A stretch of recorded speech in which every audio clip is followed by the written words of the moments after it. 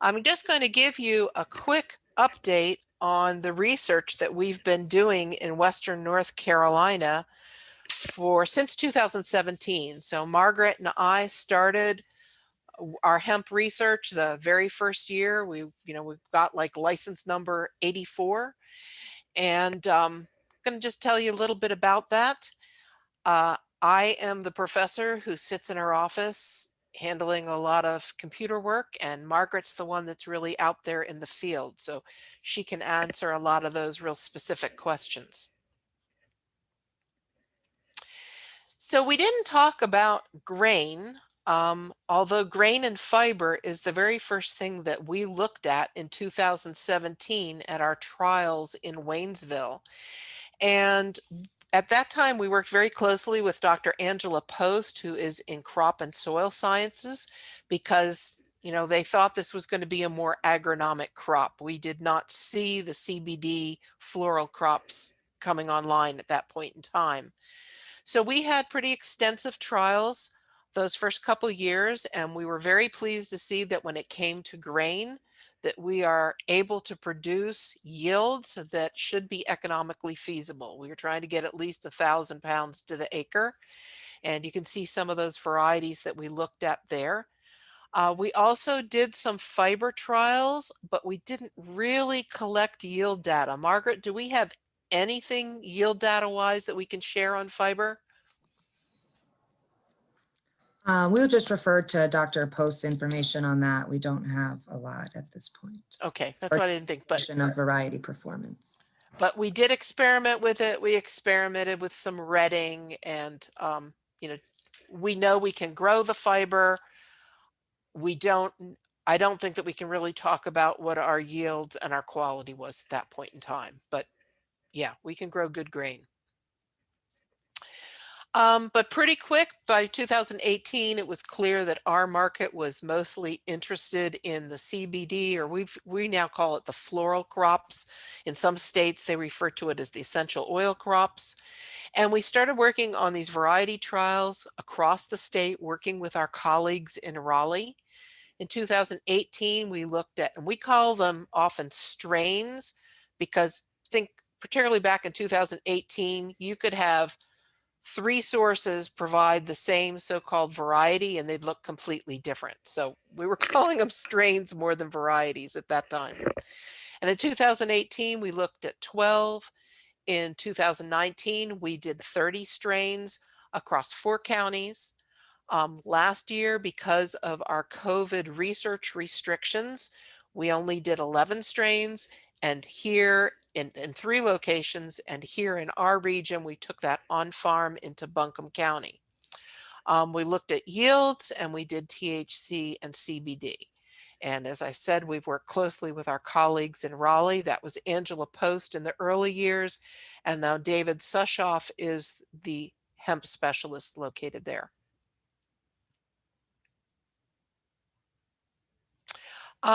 In 2018, what we saw was, we were getting decent yields, but we saw this huge variation within the strains. And I think, again, there's been some talk about the quality of the clones that you get, and that's what this was showing there. And as time goes on, this is getting better and better. In 2019, working closely with Angela Post, we have these graphs from across the state. They're big tables. They're available on our NC State Hemp website under publications. And I just blew up sections of them for you here to see the varieties that we looked at in 2019. And those that are marked in green are ones where we thought had good yields on both floral yields and whole plant weights. But then when we looked at our total THC, you can see that all but one of those exceeded 0.3% THC. And CBD was okay, but not great. That's why I was so excited to hear some of those 23% CBD levels that they got down in Macon County. In 2020, we went on farm and we did get a late start.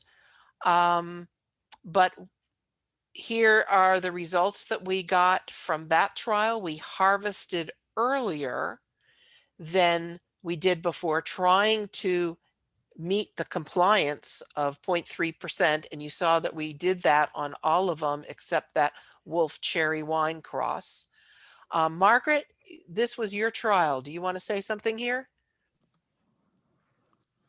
Well, we do have some preliminary final cannabinoid profiles that came in, and we are seeing some nice high ones there. So that's nice to report.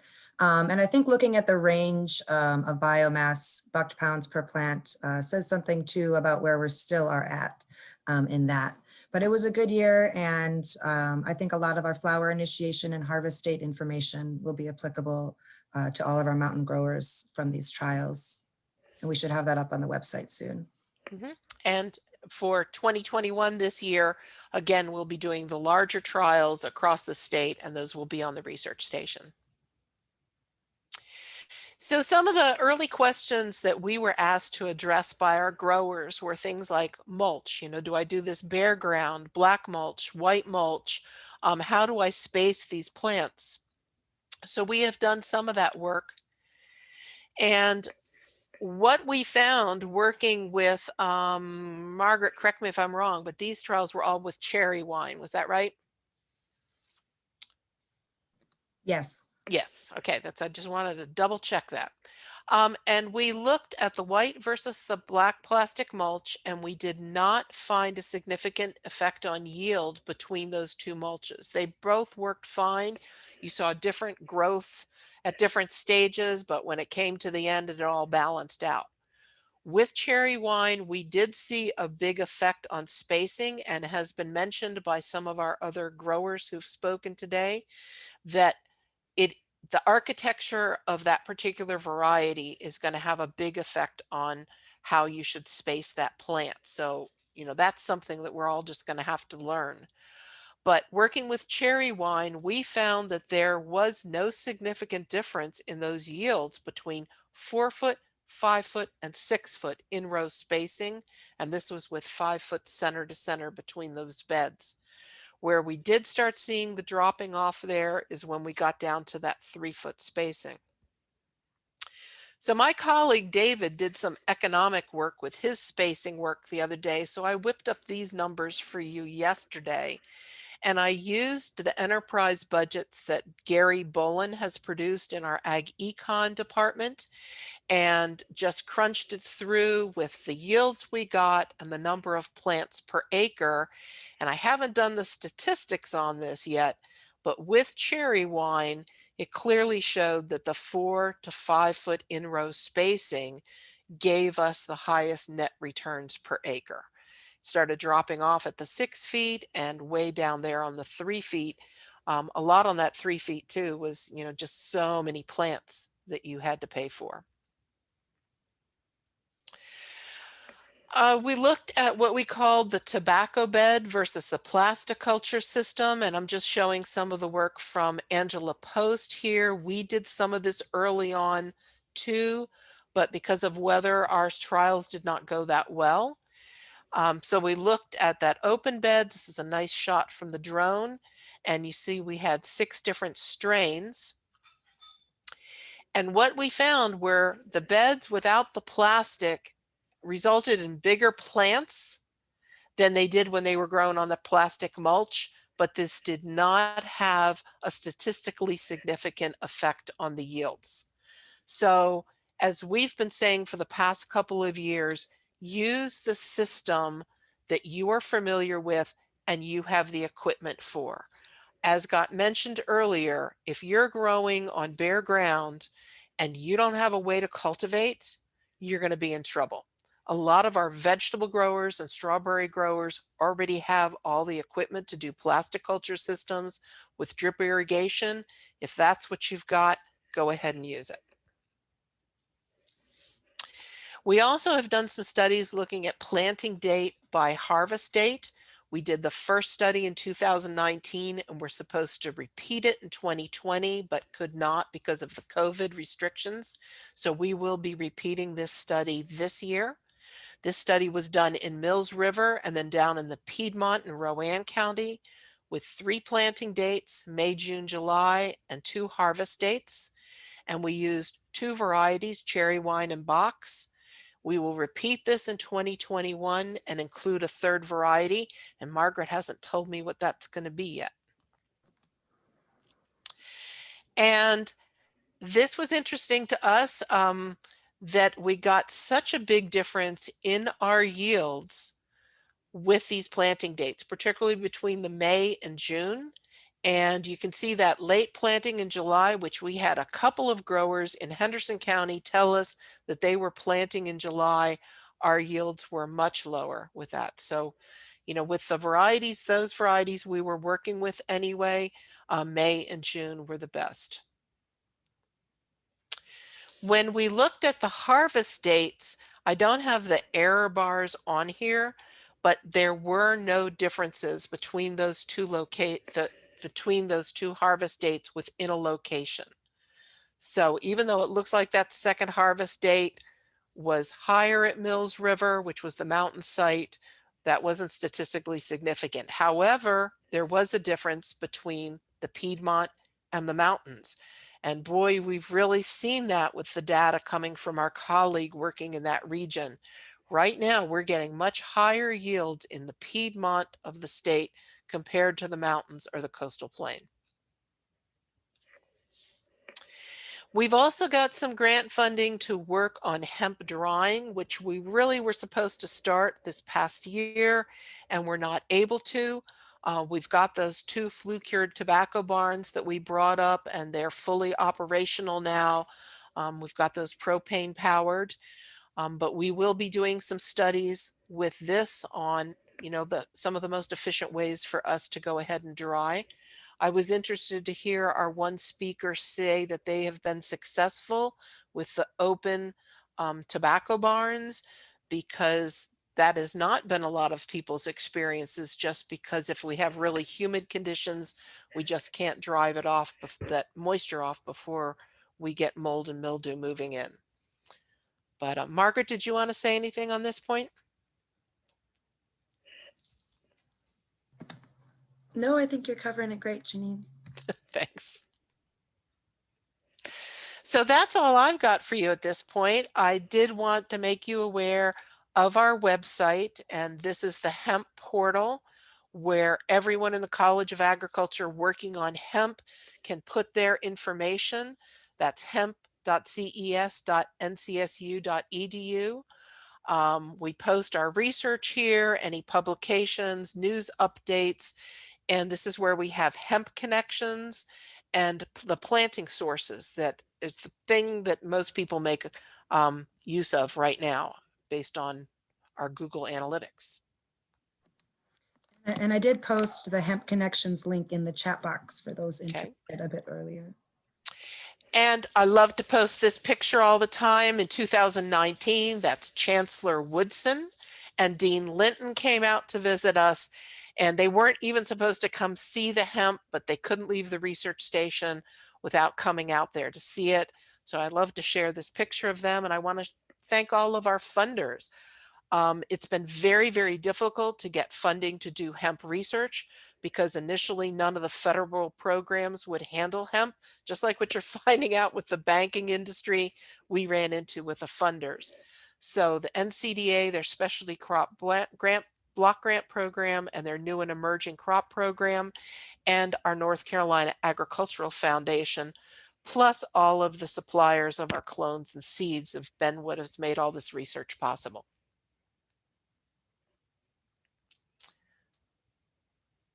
So with that, if we have any specific questions about the research, I'd be happy to address that. So let me see if I can open up the chat again. Katie, do we have anything come in? Yeah, we had a couple questions. Eileen asked, is anyone doing cherry wine anymore? And I think we can comment on that. Yeah, we will be doing cherry wine in our future studies. And I think Margaret can probably speak on that more than I. Sure, cherry wine was very popular, particularly in 2018 and 19. I would say it still is popular. We still have clone producers producing it, but there are a lot of other strains, varieties, genetics on the market as well. I wouldn't say any one dominates as that did in the past. So I think it's going to change a lot from year to year. You know, this industry is so very young.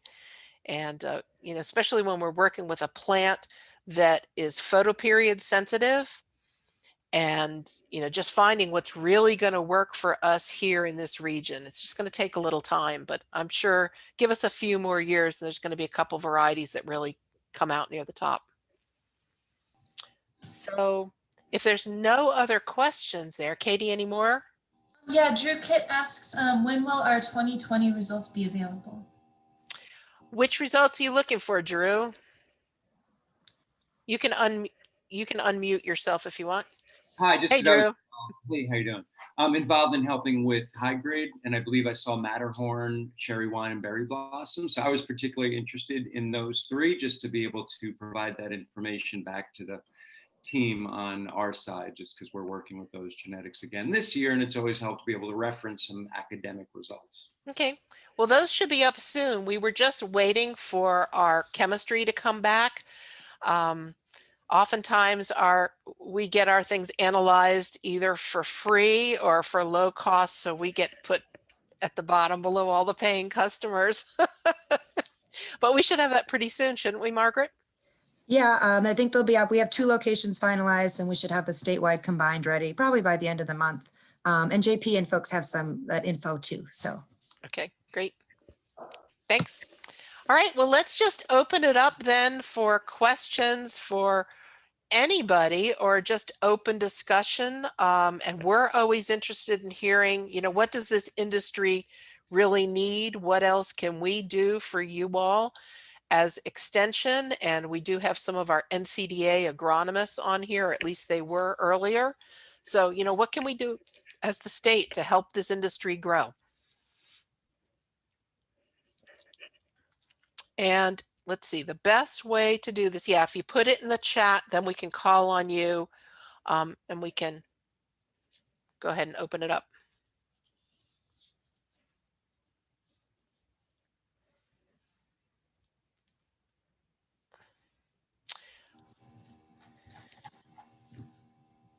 And I do Go say, ahead. I believe we'll be posting our PowerPoint for public view. I've had a couple questions about that, right? Oh, yes. So all of the presentations today with the one that we're going to re-record, so it's a better quality audio. All of these will be posted on our website, and I have all of your emails for everybody here that registered for this conference, and so I'll let you know when those are available, and any notes any of the speakers supply to us. Lee asks about what strains are conducive to Warsaw, North Carolina soils.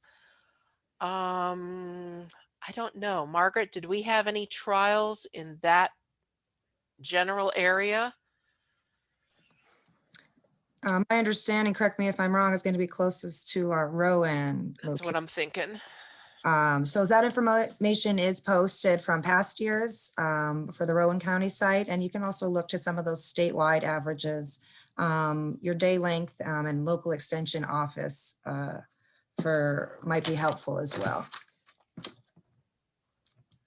And then Carolyn asked, as a newbie, how do you get started to grow under this program?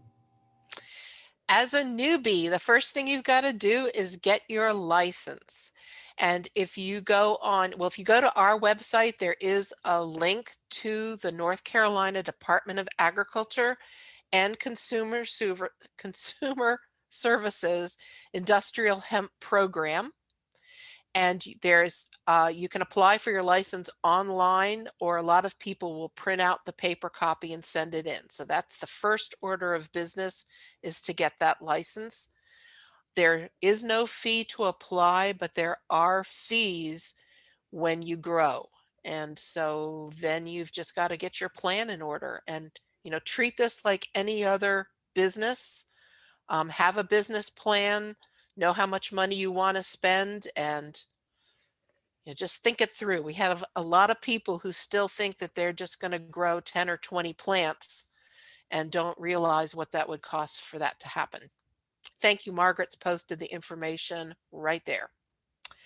Someone made a comment that they have not had success with their local extension office. Eileen, go ahead and reach out to us and we'll find out what's going on. The one thing I want to remind everyone is how much help you're going to get from your immediate extension office on hemp is going to depend somewhat on the personnel that is located there. But if you don't have anyone in your local office that works with hemp, we do have area specialized agents that can help out. But yeah, if you're having a problem just not getting any communication from your extension office, just reach out to me and we'll see if we can figure out what's going on. Charles has asked, what's the best plan for North Carolina farmers when the hemp licenses expire? When should we be trying to get federal licenses? You will all be kept informed about what's going on with the federal licenses. We did get that extension and we might get an extension again. We're not sure what the new administration is doing right now. They've kind of put just a hold up a minute, let us review what this final rule is, and then you will be given plenty of time to make the change. We cannot expect, however, that the rules that we've all been operating under since 2017 are just going to be grandfathered in. We're probably going to have to make some changes. But, you know, North Carolina still has time to decide to offer their own program. That has not been decided in this state as to whether we'll go under the federal program or have a new state program.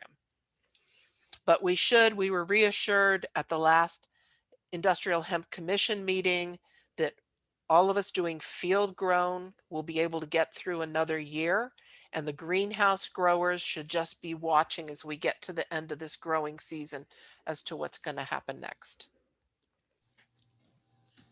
Awesome. Okay, and then a while ago, we got a couple questions for growers in general. Charles asked, Fusarium hit a number of our plants. Has anyone ever used Oxidate? Margaret, you want to do that? Sure. We have not used Oxidate directly on our plants, but we do use that for other applications at times.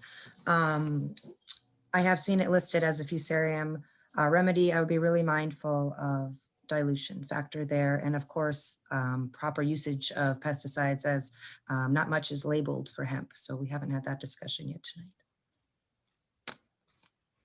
Kevin asked, how many harvests can you do in a season?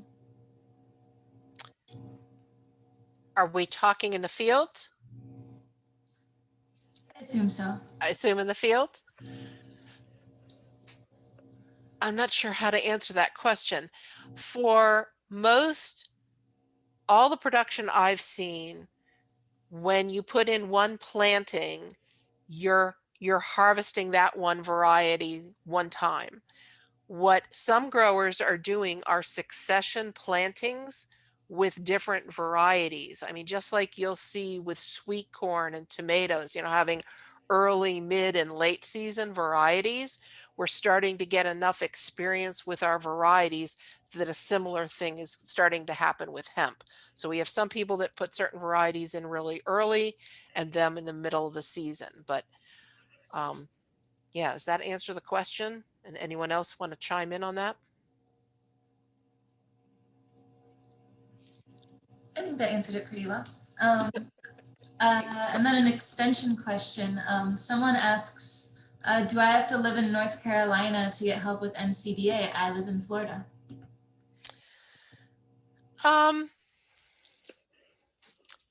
So usually you work with your county extension agent. Now, if you're in Florida and you're growing in Florida, Florida's getting a lot more experience with hemp.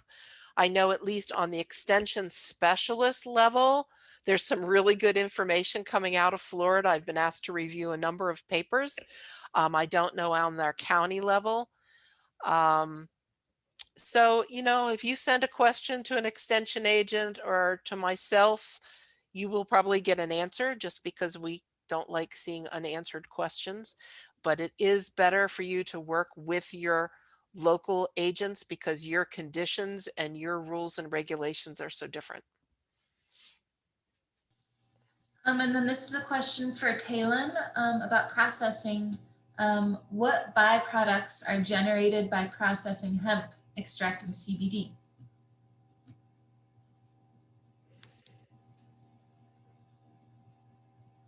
Is Talon still with us? It looks like she may be gone. Oh, yeah, I don't see her anymore. But I can reach out to her through email and ask her that and post that on our portal. Okay. Um, Great job here, Katie. Makes it much easier than my trying to go back through them all. Oh, good. Yeah, I'm glad to help. And then here's just a general question about smokable flower. Just how is the pricing for high quality indoor smokable hemp flower, and has that price collapsed in the market? Oh, I am not qualified to answer that one. We need one of our growers maybe to talk about that. Do we have a grower willing to handle that question? If so, go ahead and unmute yourself. I know we've got several that at least were on here that do smokable.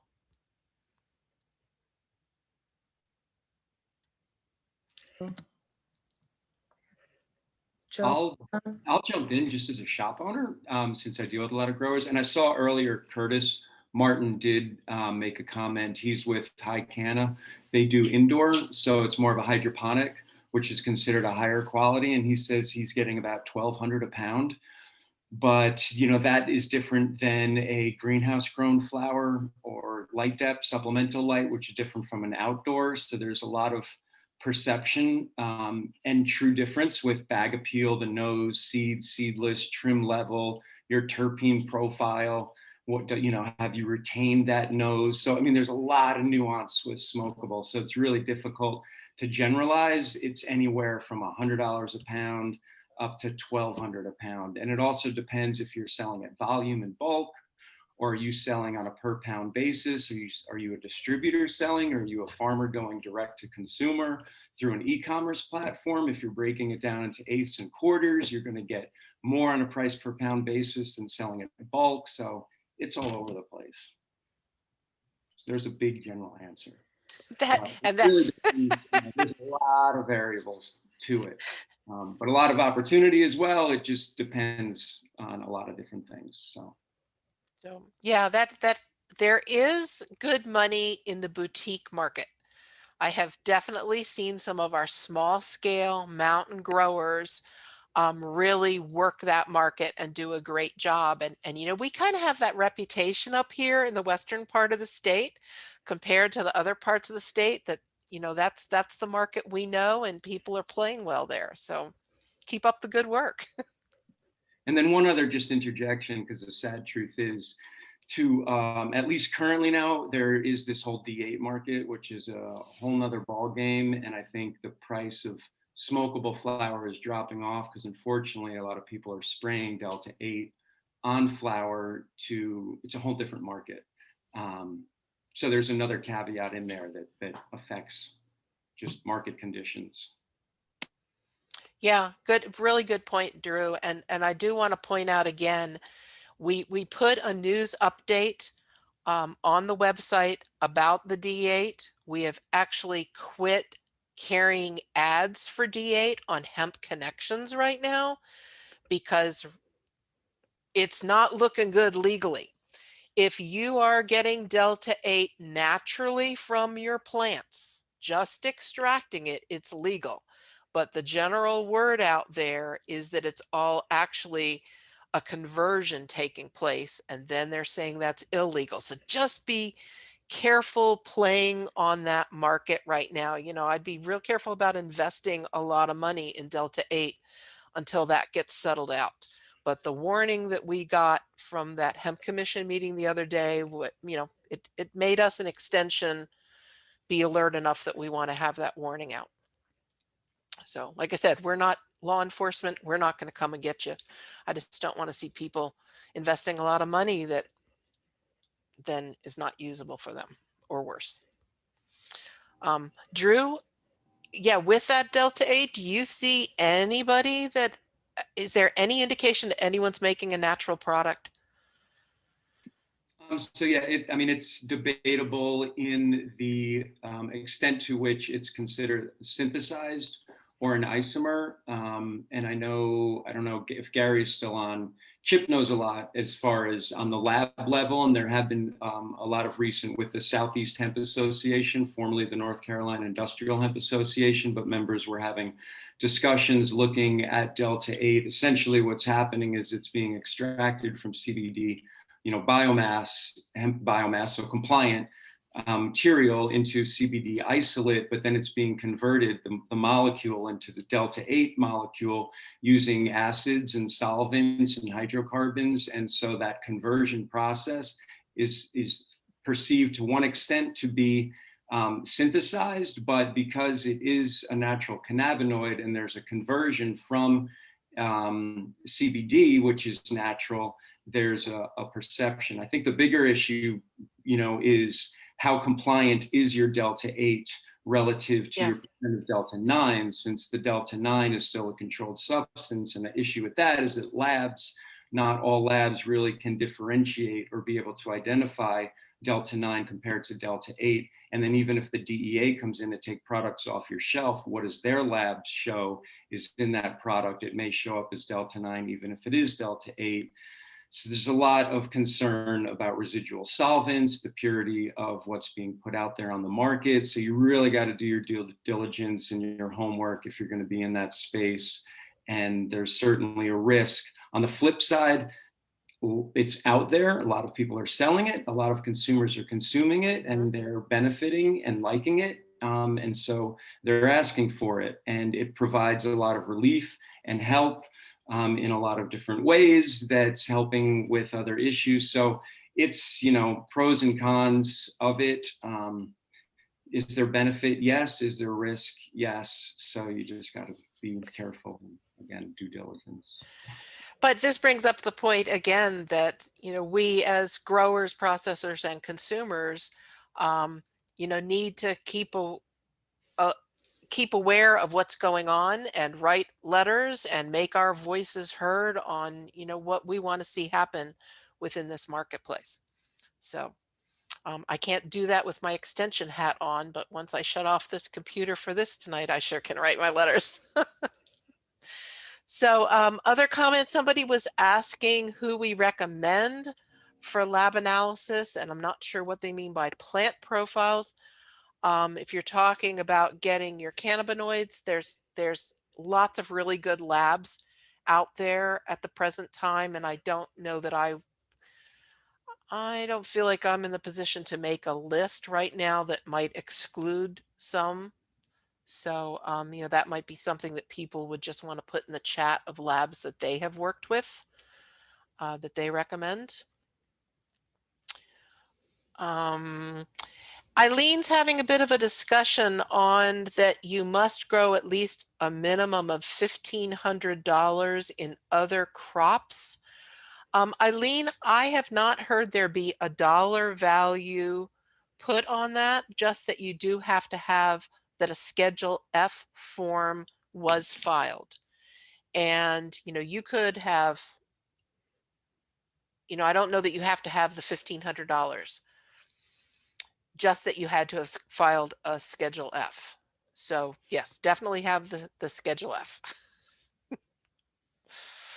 But so we're a lot of people that those first couple years, we were just telling them to grow an acre of pumpkins or something, just grow a farm crop and try to sell it and be able to put in that you tried to generate farm income, that you were farming.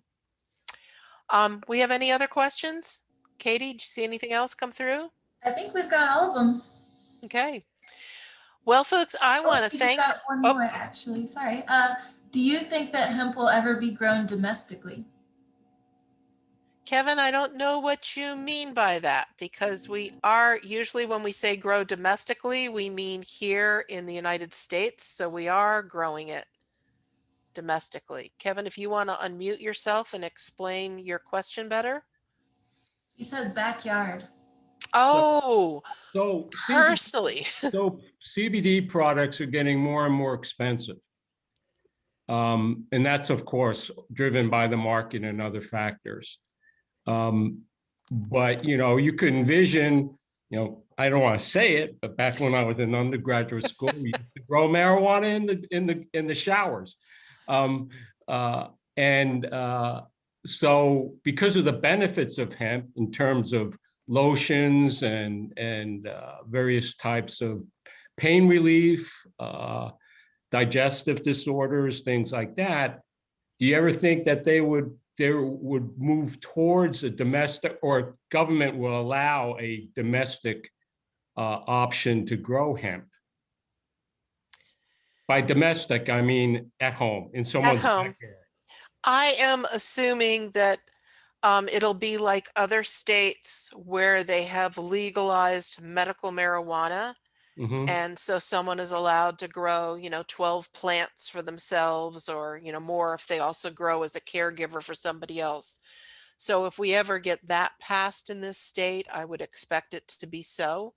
But Yeah. right now, there's been very much an effort to keep it because we've got these legal issues to keep it where it's with farmers. Right, Because, yeah. I can imagine law enforcement just going, what if everybody's allowed to do that? How Right. would we tell who all's got a license or not? And, that's just what I'm assuming they're thinking of at this point. But Okay. sorry, but I agree, things are getting more expensive. However, Kevin, you Yeah. have now been introduced to a number of growers. You might be able to make some personal relationships. Well, I was just thinking about that if it ever gets there, you have different strains of growing domestically versus, commercially.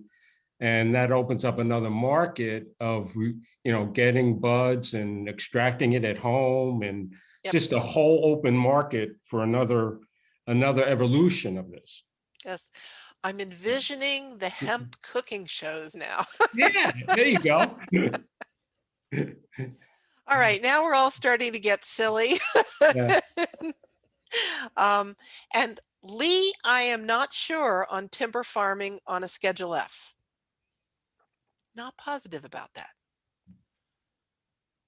So we'll have to look into that one. I'm sure an extension agent on here could probably answer that. Jerry, you're still there. Does timber go on a Schedule F? I do not know, Janine. I do not know. Now that shocks me. I thought you knew everything. No, I don't know anything. I'm still just a student here. All right. Well, now we're all getting silly. So I want to thank you all for hanging in there with us. And I think it's been a pretty good first time Western North Carolina all virtual conference. Maybe next time we'll break out and do some breakout rooms and be able to take some of these conversations further. But good job, and we will get these recordings out to you. With that, I want to say thank you and thanks for all the kudos that we're getting, and thank you to my team, the extension agents that all helped with all of this, and Katie and Margaret for keeping things going. All right, everyone, have a great evening. Thank you, and thanks to our speakers. Everyone was really great. Thanks. Thanks. Bye-bye. Good night.